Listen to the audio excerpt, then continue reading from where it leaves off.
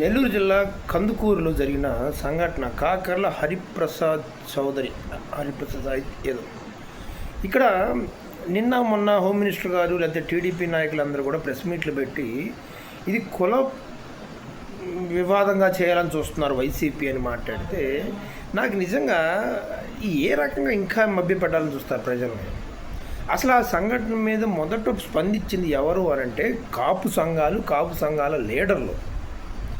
దాన్ని కులం ప్రాతిపదికన అసలు మాట్లాడి దాన్ని జనం ముందుకు తీసుకొచ్చిందే కాపు సంఘాలు, ఆ చనిపోయిన మృతులకు సంబంధించిన వాళ్ళ బంధువులు, వాళ్ళ గ్రామస్తులు వాళ్లే తప్ప అసలు వైఎస్ఆర్సీపీ పార్టీ అందరూ స్పందించిన తర్వాత స్పందిస్తుంది. పైగా ఇక్కడ ఇంకోటి సంఘటన ఏంటంటే అప్పుడెప్పుడో 2023లోనో ఏమో ఎలక్షన్స్కి ముందు ఈ బాపట్ల జిల్లాలో ఒక ప్రేమ వ్యవహారంలో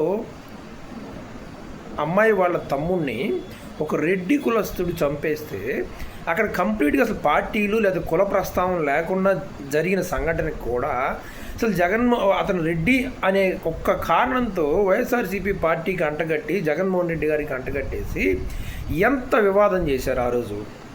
పోనీ ఆ మర్డర్ జరిగిన సంఘటనలో కానీ ఆ వ్యవహారంలో ఎక్కడ ఎవరు కూడా అసలు కుల ప్రస్తావన తీసుకొచ్చి ఆరోపణలు చేయాలి ఎవరు వేరే వాళ్ళు ఆ బాధితులకు సంబంధించిన వాళ్ళు ఎవరు కూడా.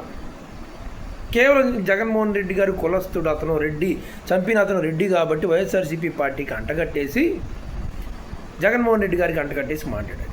ఇక్కడ కుల ప్రస్తావనతో అతను మర్డర్ చేశాడు, మా కింద మీరు సచ్చినట్టు బతకాల్సిందే, మీ పార్టీ మా కింద సచ్చినట్టు పనిచేయాల్సిందే, ఇంకా 15 ఏళ్ళు అయినా సరే అని చెప్పి అతను ప్రస్తావన చేసుకుంటూ చంపాడు అని అక్కడున్న వాళ్ళు ఆ బాధితులే చెప్తుంటే, అతను కుల ప్రస్తావన చేస్తానే అహంకారంతో చేశాడు అది అని అక్కడ బాధితులే చెప్తుంటే, ఈ కుల వివాదం కాదు కులానికి అంటగడుతున్న వైఎస్ఆర్సీపీ అని వైఎస్ఆర్సీపీ పార్టీ మీదకి నెట్టడం ఇక అంతకంటే దౌర్భాగ్యం లేదు. ఇంకా అసలు కుల ప్రస్తావన లేని సంఘటనలేమో కులాన్ని తీసుకొచ్చి ఆపాదించి విపరీతం దుష్ప్రచారం చేశారు.